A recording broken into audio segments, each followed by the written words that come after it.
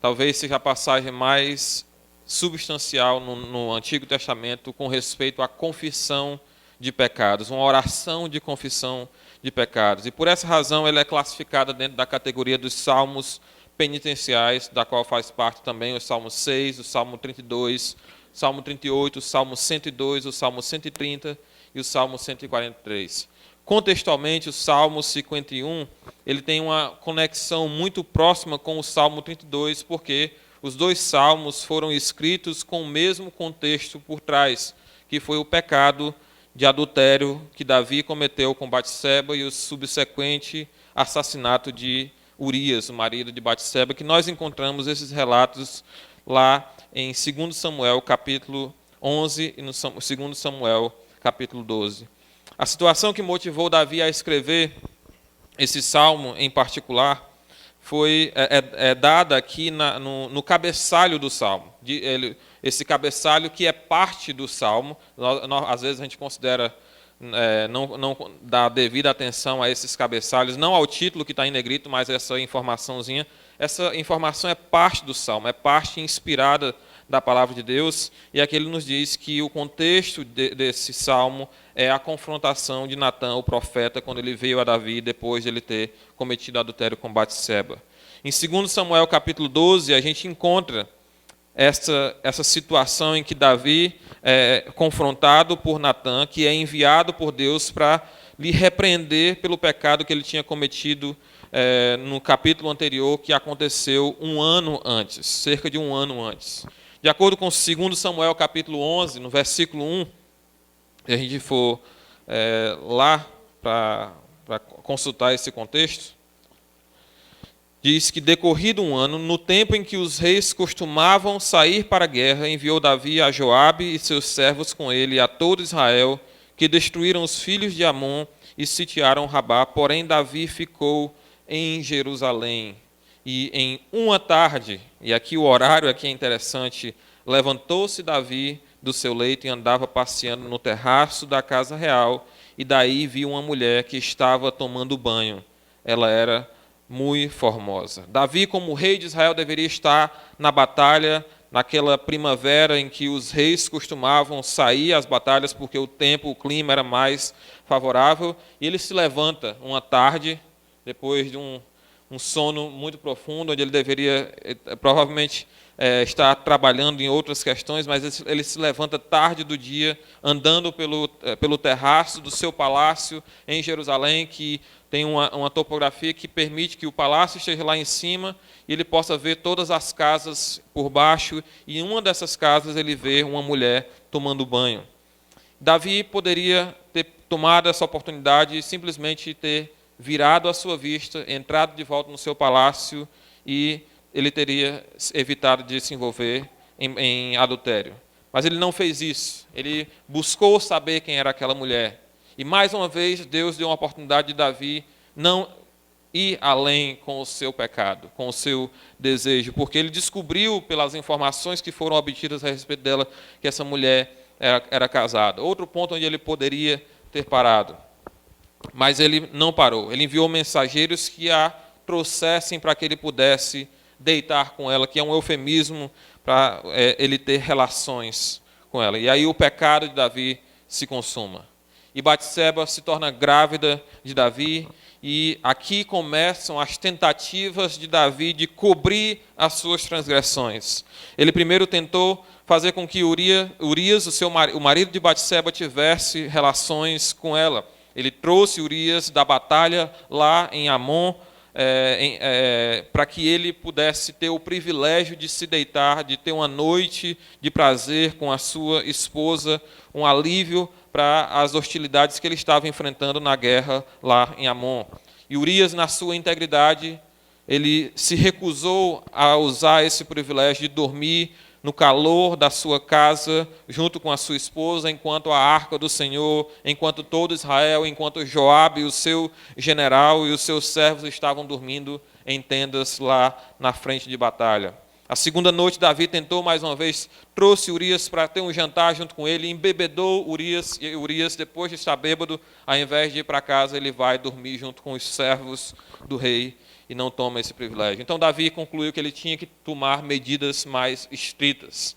Então ele envia uma mensagem para Joabe, o comandante de Urias, para que ele seja colocado na frente de batalha, para que haja um disfarce perfeito, porque ele vai morrer naturalmente lá na frente de batalha, onde a batalha é mais severa. Então Joabe coloca ele na frente de batalha, talvez sem saber o que está por trás, a motivação de Davi em fazer isso, e Urias morre. Davi, então, é permitido casar com Batseba, e aí ele pode cobrir o seu adultério, porque havia passado pouco tempo e ainda poderia ser considerado que ele tivesse um filho logo no início do seu casamento. Cerca de um ano depois, Deus envia Natã para confrontar Davi. Natã usa uma parábola, e nessa parábola, Davi é representado por um homem rico que rouba a única ovelhinha que representa Batseba aqui, de um homem pobre que só tinha uma ovelha que ele tratava como se fosse de estimação. Então Davi, ouvindo essa história de que esse homem rico que tinha muitas ovelhas tomou aquela única daquele homem pobre para oferecer a um visitante que chegara na sua casa, Davi se torna furioso com essa história e ele irrompe em um juízo de que esse homem deve morrer, um juízo mais severo do que Deus havia determinado na sua palavra para esse tipo de situação. Em Êxodo capítulo 22, versículo 1, a punição que há para esse tipo de pecado, de um homem tomar algo de outro, é simplesmente a restituição e mais alguma coisa, e não a morte. E Davi diz, esse homem deve morrer, sendo mais duro do que Deus com o pecado desse homem que Natã expõe nessa parábola. E Natã, então, desfere o golpe no coração de Davi e diz, você é esse homem, tu és o homem, porque você, tendo as suas mulheres, você sendo rei em Israel, você tomou a esposa do teu servo. Natã pronunciou então o juízo de Deus contra Davi por causa do seu pecado, e Davi imediatamente reconhece o seu pecado diante do Senhor. O pecado de adultério que Davi cometeu, esse sim era punível com morte, de acordo com Levítico capítulo 20, versículo 10. Tanto o adultério quanto o assassinato que ele cometeu contra o seu soldado eram puníveis com a morte, mas o Senhor graciosamente poupou a Davi, perdoou o seu pecado e poupou a sua vida. Então é nesse contexto que o Salmo 51 é escrito. O Salmo 32 também é escrito com esse mesmo contexto da confissão de pecado de Davi contra Batseba. E aqui nessa passagem nós vamos encontrar alguns princípios, 7 princípios que nós devemos ter em mente quando nós nos achegarmos a Deus confessando os nossos pecados. Nós estamos aqui num culto de oração e uma parte importante da nossa oração, da nossa vida de oração, é de confessar os nossos pecados a Deus. E aqui nós encontramos nesse salmo alguns princípios importantes que nós devemos levar em consideração quando nós nos achegarmos a Deus em contrição, em confissão de pecado. Primeiro princípio de confissão, da oração de confissão, é que nós devemos aceitar a confrontação com o nosso pecado de forma humilde. Aceite humildemente a confrontação do seu pecado. Quando Natã, o profeta, veio com essa palavra de confrontação para com Davi, ele, como rei de Israel, poderia simplesmente ter ignorado o profeta de Deus. Ele poderia ter ordenado que um dos seus homens poderosos matassem o profeta que ousou desafiar o rei com a palavra, confrontando ele com o seu pecado. Mas, ao invés disso, Davi reconheceu que essa não era meramente a palavra de um homem, mas a palavra de Deus, enviada através de um homem. Ao invés de agir em orgulho, ao invés de tentar justificar, encontrar uma razão, uma explicação para o seu pecado, Davi demonstra genuína humildade e ele responde de uma forma que agrada a Deus, que resulta no alívio do juízo de Deus contra Davi. Alguns homens antes de Davi, alguns reis antes e depois de Davi, não tiveram a mesma atitude diante da confrontação com o seu pecado. Um deles é Saul, o rei que precedeu a Davi. Saul, quando naquela situação em que ele toma o despojo dos amalequitas, quando Deus havia mandado que ele destruísse completamente os amalequitas, assim como também o seu gado e todo o despojo, Saul diz que coloca a culpa no povo. O povo começou a pegar as coisas e eu não pude fazer nada. Eu cumpri a vontade do Senhor. E quando Samuel confronta Saul naquela situação, então ele finalmente reconhece o seu pecado. Eu pequei contra o Senhor. Mas ele adiciona lá no versículo 24 de 1 Samuel, capítulo 15, mas é porque eu temi o povo. Então ele confessa o seu pecado, mas com apresentando uma desculpa para ter cometido aquele pecado. Não se trata de um arrependimento genuíno. Ele coloca a razão para o seu pecado em algo que está externo a ele. Ele não coloca sobre si a razão para o seu pecado. Acabe, um rei que veio depois de Davi, quando confrontado pelos profetas de Deus, usou as suas prerrogativas de rei para perseguir e matar esses profetas que o confrontavam com a direção errada que ele estava conduzindo a nação. E a resposta de Davi foi uma resposta de humilde aceitação da sua confrontação. Então, essa é primeiro princípio de confissão de pecados, quando nós nos achegarmos diante de Deus, que nós não nos acheguemos com desculpas, não nos acheguemos culpando a outros, mas aceitando humildemente quando nós formos confrontados com o pecado. Deus nos deu a igreja exatamente para isso, para que nós possamos confrontar uns aos outros e sermos confrontados uns pelos outros, que nós não venhamos a reconhecer na voz do irmão que nos confronta com o nosso pecado a voz meramente de um homem ou de uma mulher, mas como a voz de Deus, desse irmão que traz a palavra de Deus e diz: meu irmão, você está em pecado da forma como você está agindo. Que nós possamos reconhecer a voz de Deus, assim como Davi reconheceu que Deus falava com ele quando ele enviou o profeta Natã. Segundo princípio de confissão de pecado é que nós devemos confiar apenas na graça de Deus para o nosso perdão. Confiar apenas na graça de Deus para o nosso perdão. No primeiro versículo, Davi pede a Deus para ser gracioso com ele. Compadece-te de mim, ó Deus, segundo a tua benignidade, segundo a multidão das tuas misericórdias.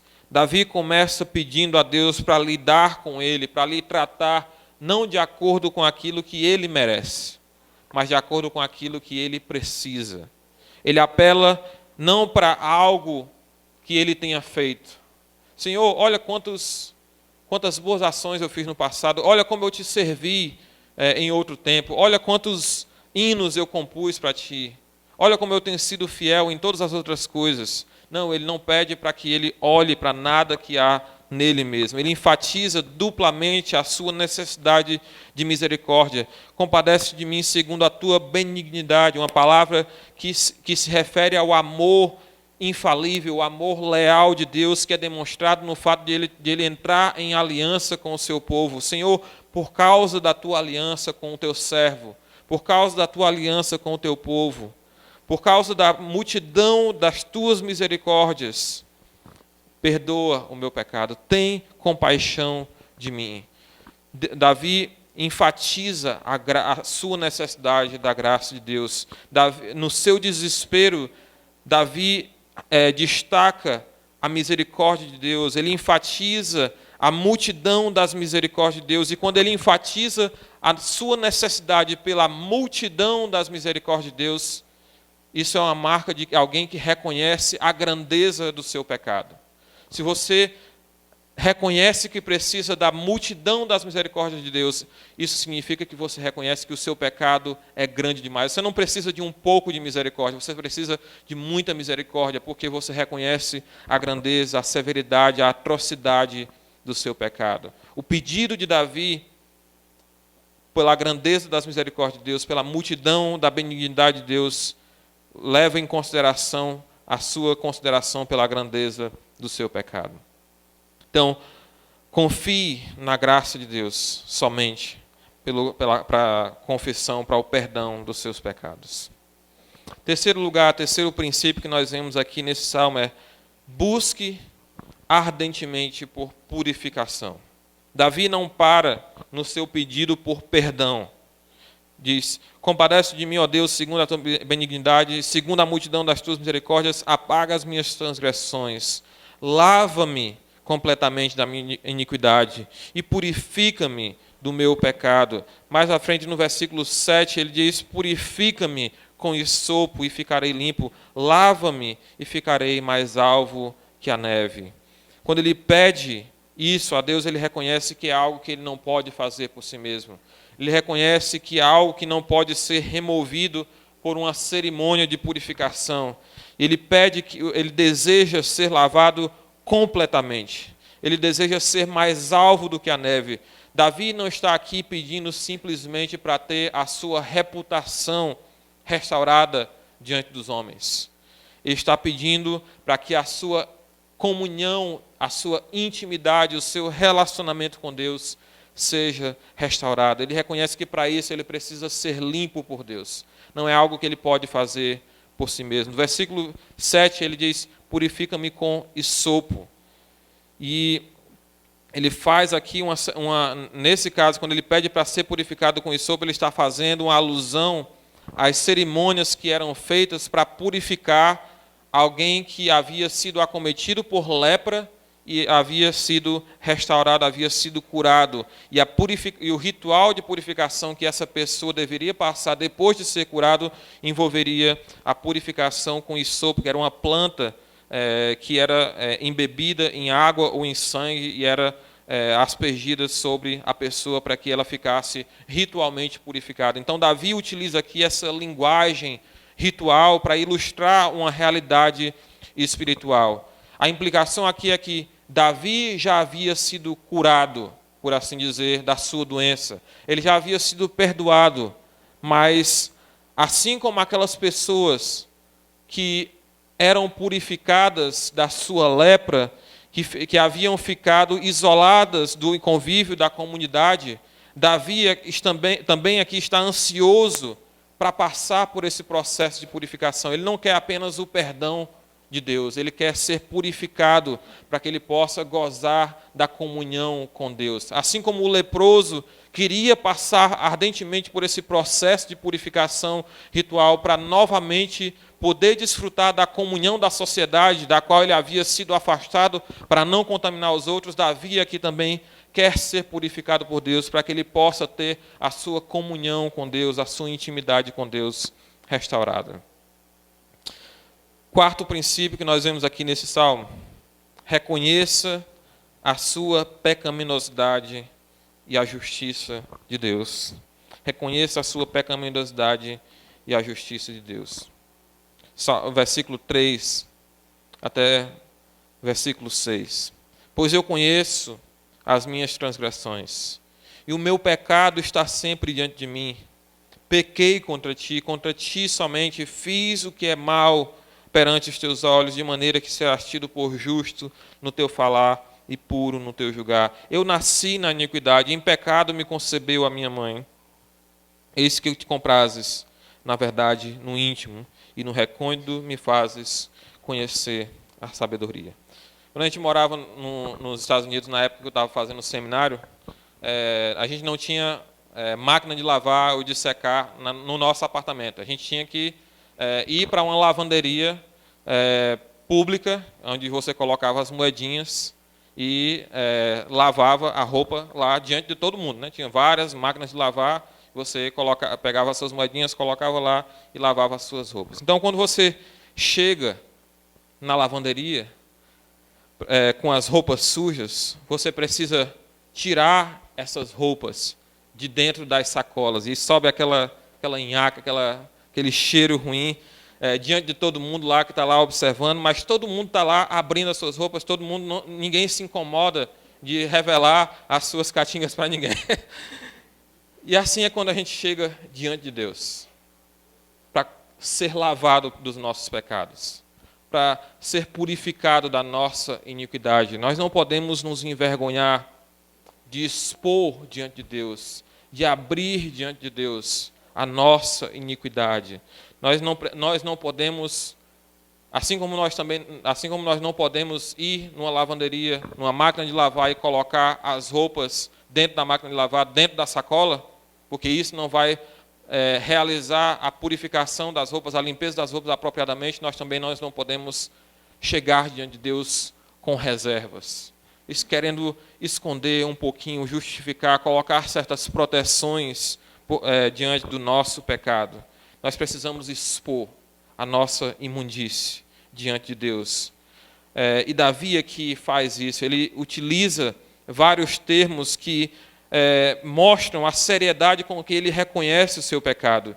Ele confessa: pois eu conheço as minhas transgressões e o meu pecado está sempre diante de mim. Aqui, quando ele diz eu conheço, ele usa duas vezes, no texto em português a gente não consegue ver, mas duas vezes ele utiliza o pronome eu. Aqui, eu, Senhor, eu mesmo reconheço, eu conheço as minhas transgressões, o meu pecado está sempre diante de mim. Ele enfatiza o seu reconhecimento pessoal, o seu reconhecimento íntimo, de que ele é um pecador, de que ele cometeu um pecado diante de Deus.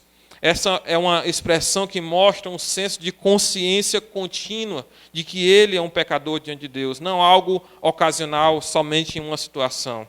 Depois que ele foi confrontado com o seu pecado, isso não é mais algo que a sua consciência possa deixar de lado, e agora ele quer expor isso diante de Deus. Davi não apenas reconhece o seu pecado, ele também reconhece a sua natureza pecaminosa. Eu não somente pequei contra o Senhor, não somente cometi um ato de pecado contra o Senhor, mas eu nasci na iniquidade. Eu sou pecador por natureza, meu Senhor. Em pecado me concebeu a sua mãe. E aqui Davi não está meramente fazendo uma reflexão pessoal e introspectiva sobre quem ele é e o que ele fez. Davi coloca-se diante de Deus. No versículo 4, eu pequei contra ti somente. Eu fiz o que era mal perante os teus olhos.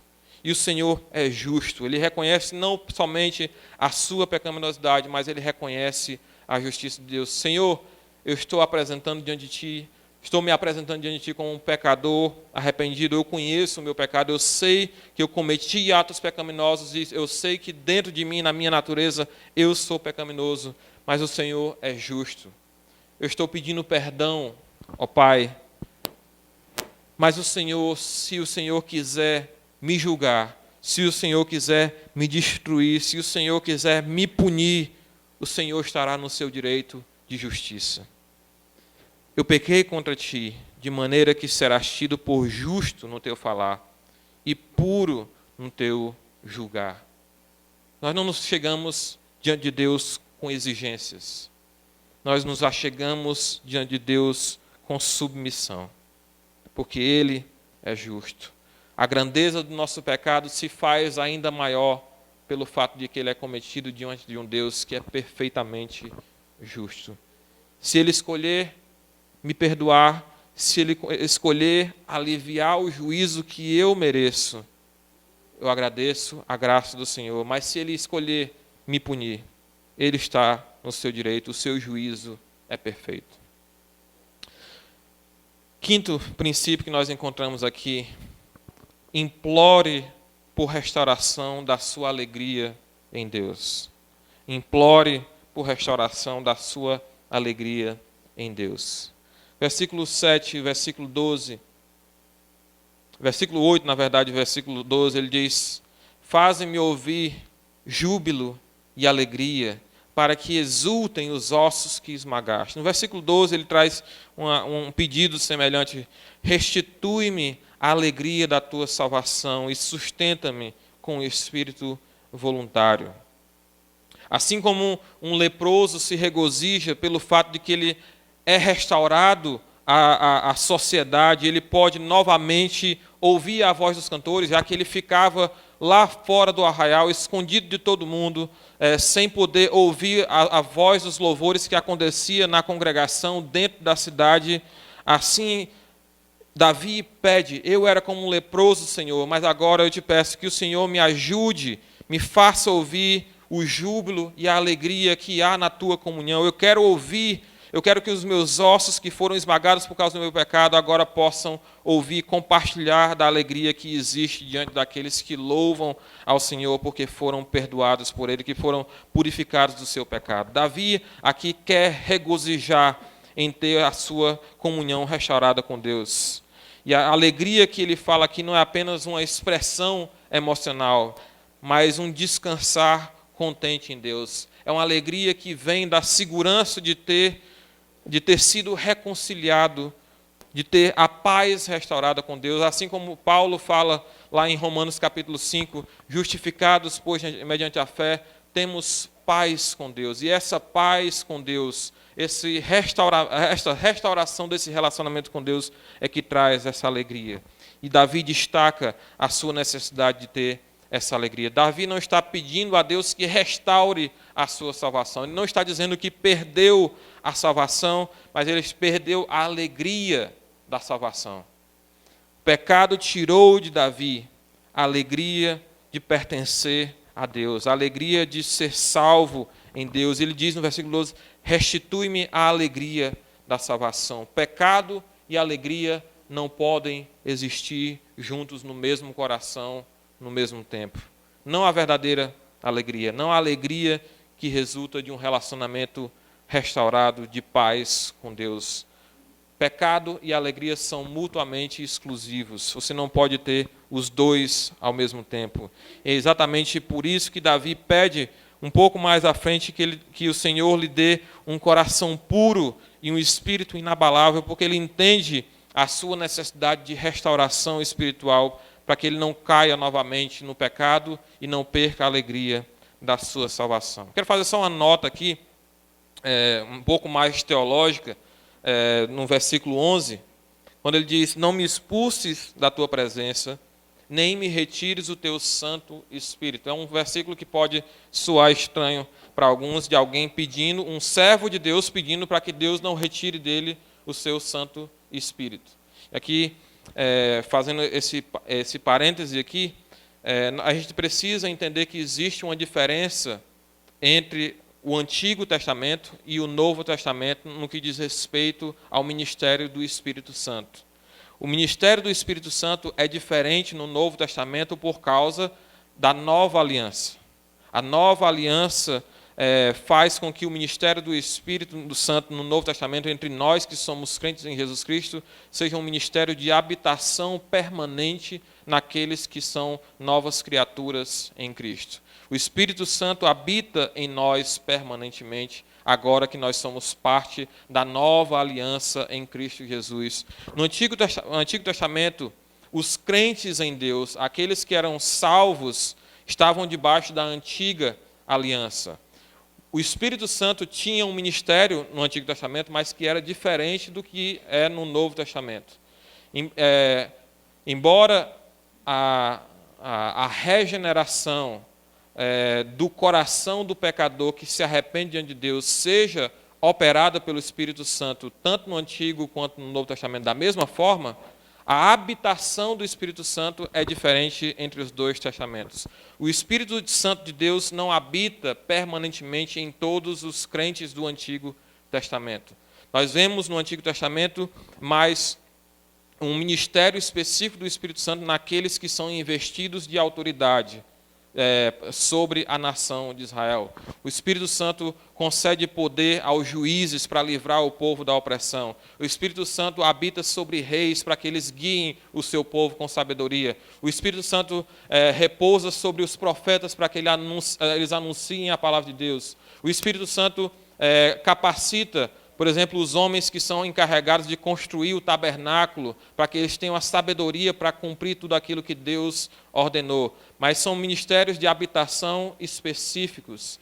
Tanto que o Senhor Jesus Cristo diz lá em João capítulo 14, se eu não me engano, que o Espírito Santo está convosco, mas ele habitará em vós. Jesus Cristo marca essa diferença que existe entre o Espírito Santo estar com o povo de Deus e o Espírito Santo agora, no ministério da Nova Aliança, estar dentro do povo de Deus. É por isso que Davi aqui pede para que o Santo Espírito de Deus não se ausente dele, porque ele, como rei em Israel, ele era capacitado pelo Espírito Santo para cumprir essa tarefa. E o Espírito Santo havia se ausentado de Saul quando esse se rebelou contra Deus. E o texto diz que o Espírito saiu de Saul e foi repousar em Davi, que havia sido ungido por Deus. Então, Davi pede que Deus não retire dele essa capacitação especial de guiar o povo de Deus em sabedoria e justiça. E é por isso que ele pede, não me retires o teu Espírito. Nós não podemos fazer essa mesma oração hoje, porque nós somos habitados permanentemente pelo Espírito Santo de Deus. O sexto princípio de confissão de pecados diante de Deus que nós temos aqui nessa passagem aqui, comprometa-se a louvar a Deus e ajudar outros baseado na sua experiência.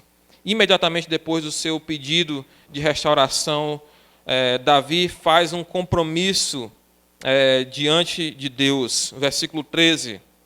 Então ensinarei os transgressores os teus caminhos, e os pecadores se converterão a ti. Versículo 14 diz lá no final, a minha língua exaltará a tua justiça. Abre, Senhor, os meus lábios, e a minha boca manifestará os teus louvores. Davi se compromete aqui a ensinar outros o caminho de Deus, por aquilo que Deus fez com ele. Ele não se incomoda mais de fazer o seu pecado conhecido diante das pessoas, porque ele agora quer usar essa confissão de pecado e a forma como Deus foi gracioso com ele, como um instrumento de ensino, para que outras pessoas possam gozar dessa mesma alegria restaurada na salvação, essa mesma alegria restaurada na comunhão com Deus. No versículo 14, ele reconhece que até mesmo para louvar ao Senhor, ele precisa da ajuda de Deus. A minha língua exaltará o teu nome. Abre, Senhor, os meus lábios, e a minha boca manifestará os teus louvores. Ele se compromete a ensinar as pessoas e pede que Deus o capacite como um adorador que é dependente de Deus em tudo, até mesmo para louvar ao Senhor, ele reconhece isso como sendo um dom de Deus. Pela sua experiência, Davi ganhou um entendimento mais profundo do que significa louvar a Deus. Como rei, ele poderia oferecer os melhores cordeiros para sacrificar a Deus. E ele expressa isso. Pois não te comprases em sacrifícios, do contrário, eu te os daria. Senhor, eu poderia te dar os melhores cordeiros, mas eu sei que não é isso que o Senhor quer. Davi ganha uma compreensão mais profunda do que é adorar a Deus. Agora ele pode ver o que realmente agrada a Deus. Depois que Deus o restaurou do seu pecado, ele reconhece que o que agrada a Deus não é uma ação externa, mas uma contrição interna. Ele entende que mesmo os melhores sacrifícios, se forem oferecidos por um coração impenitente, são desprezados por Deus. Ele diz, sacrifícios agradáveis a Deus são o espírito quebrantado, o coração compungido e contrito, não desprezarás, ó Deus. O coração o Senhor não despreza. O Senhor despreza sacrifícios que são feitos como meros atos religiosos externos. E a gente vê isso muito claramente, por exemplo, em Isaías capítulo 1. Mas um coração contrito, quebrantado diante de Deus, Deus não desprezará. E Davi agora afirma isso com confiança. Ele quer ensinar os outros. E ele quer louvar a Deus diante dos outros, para que os outros também gozem da alegria que ele goza em ter a sua comunhão restaurada com Deus. Por último, o sétimo princípio aqui, prossiga da confissão para a intercessão. Prossiga da confissão para a intercessão. Quando nós pecamos, as consequências dos nossos atos normalmente não são sentidas apenas por nós mesmos. Elas afetam as outras pessoas ao nosso redor. E Davi, como rei em Israel, sabe disso mais profundamente. Isso é mais verdadeiro a respeito dele como rei em Israel. A sua santidade pessoal tem uma relação muito íntima com as bênçãos sobre a nação. Ele sabe que se ele, como rei, for amaldiçoado por Deus, toda a nação, todo o povo de Deus sofrerá. E quando nós olhamos a história de Israel, nós vemos exatamente isso. A nação inteira sofreu por causa da impiedade dos seus líderes, e a nação foi poupada ou abençoada quando ela foi regida por líderes piedosos. E é com esse entendimento que Davi ora não somente pela sua restauração pessoal, mas ele intercede pela nação, no versículo 18, faze bem a Sião, segundo a tua boa vontade. Edifica os muros de Jerusalém, então te agradarás dos sacrifícios de justiça, dos holocaustos, das ofertas queimadas, e sobre o teu altar se oferecerão novilhos. Davi aqui não está negando a realidade do sistema sacrificial do Antigo Testamento, dizendo que Deus não se agrada com essas coisas. Ele está dizendo que a prioridade está no coração. Faze bem a Sião, assim como o Senhor fez bem a mim.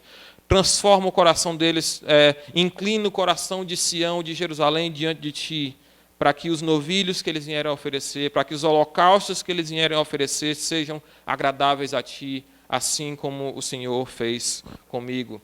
Ele ora para que a alegria que ele tem em ser perdoado por Deus não seja exclusiva dele, mas que o povo de Deus possa encontrar alegria também em ter a sua comunhão restaurada com Deus à medida que eles confessam e entregam-se diante de Deus com sacrifícios do coração. Que Deus receba também os sacrifícios que são oferecidos no altar. Atos, capítulo 13, versículo 22, chama Davi de um homem segundo o coração de Deus.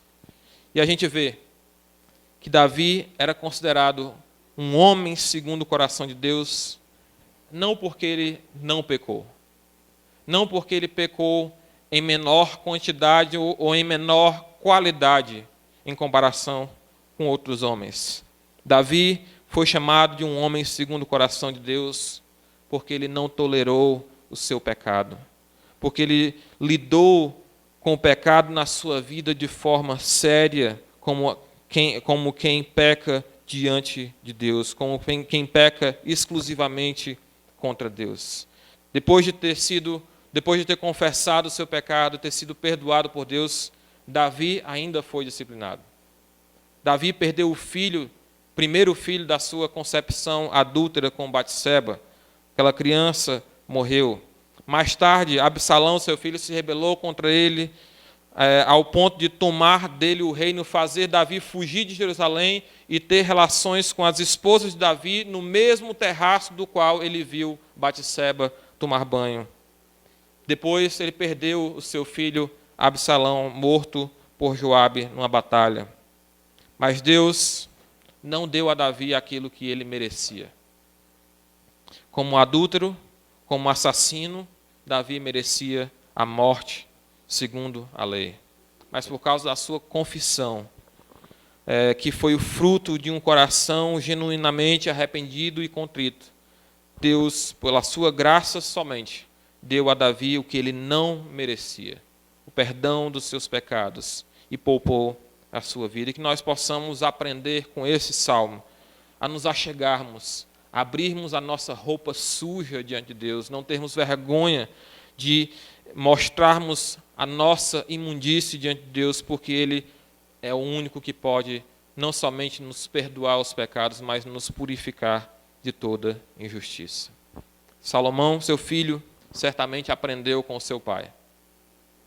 Quando ele diz lá em Provérbios 28 e 13, o que esconde as suas transgressões jamais prosperará, mas o que as confessa e deixa alcançará misericórdia. Amém.